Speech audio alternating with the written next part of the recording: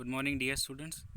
Today we will start our next topic, that is different attachments used in recording FTIR. So let us start with the topic. There are different techniques for the analysis using FTIR which are given below. Attenuated total reflectance, that is ATR, specular reflectance, diffusion reflectance spectra, transmission, that is direct and diffusion, then photoacoustic. So these are different attachments that are used generally for the recording of the ATR. Then among these all, the first one, that is attenuated total reflectance, that is ATR. It is the most important techniques that is generally used in recording of the ATR. What is ATR? ATR is nothing but attenuated total reflectance. Is a sampling technique used in conjugation with infrared spectroscopy which enables sample to be examined directly in the solid or liquid state without further preparations. As we know, in the FTIR, there are different sample preparation techniques. So here in ATR, there is no need of the preparation of the sample. So in ATR, our sample, that is either in solid state, liquid, or in paste form. So any sample can be used for the analysis in the ATR. So there is no need of extra sample preparations here in the ATR. So next is why ATR. ATR is generally allows little or no sample preparation. Just we seen that which greatly speeds sample analysis. Means this is the rapid analysis technique. It allows very thin sampling path length, and depth of penetration of the IR beam into the sample. So before starting the ATR, we should know what is the evanescent waves. So the infrared radiation interacts with the sample through a series of standing waves that are called as the uh, evanescent waves. And evanescent waves is a penetrating electromagnetic field whose intensity quickly decays and is moved away from its source. So this is the evanescent waves.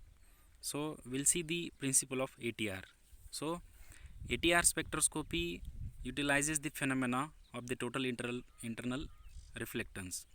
A beam of radiation entering a crystal will undergo total internal reflection when the angle of incidence at the interface between the sample and crystal is greater than critical angle. In this way, an evanescent wave penetrates into the sample in contrast with the crystal, producing a spectrum of the sample. So there is main condition in the ATR is sample must be direct in contact with the ATR crystal. The refractive index of the crystal must be greater than that of the sample. Then we'll see how it works.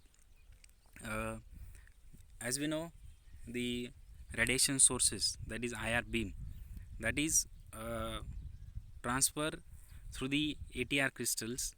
After that, it moves through the ATR crystals and reach to the detector from the sample. So as there is a sample, it should be placed up on the crystal surface of the ATR. So when the beam or IR beam is passes from the crystals, the total IR beams that are reflected here in the ATR. So hence it is the attenuated total reflectance. Then what are the crystal compositions? Generally, crystals used in ATR cells are made from materials that have low solubility in water, a very high refractive index. Then crystals are typically made up of zinc selenide, then germanium, diamond, zinc sulfide, and silicon. So these are the uh, different crystals that are generally used in the ATR.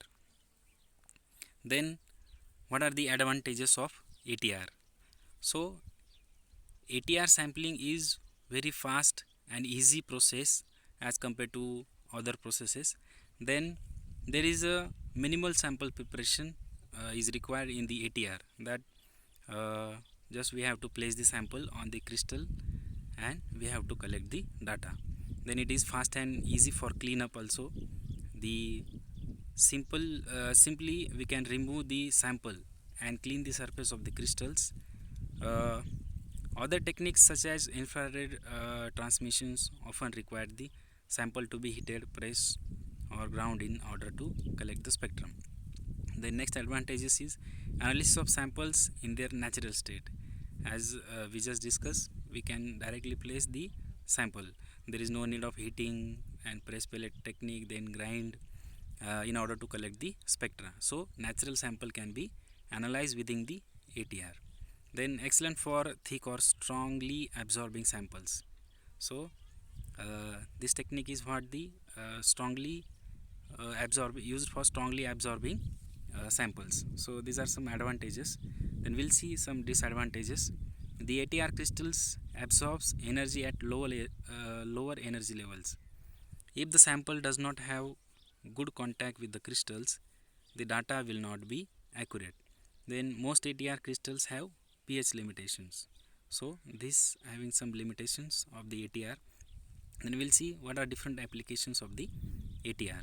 So generally this ATR technique is used in the biological industries, pharmaceutical industries, then medicinal industries. Then next for the chemical industries, includes the measurement of drugs during manufacture by fermentation of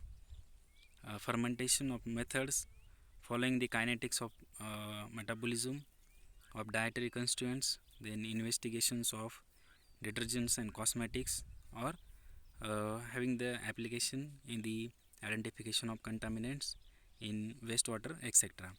So this is the attenuated total reflectance.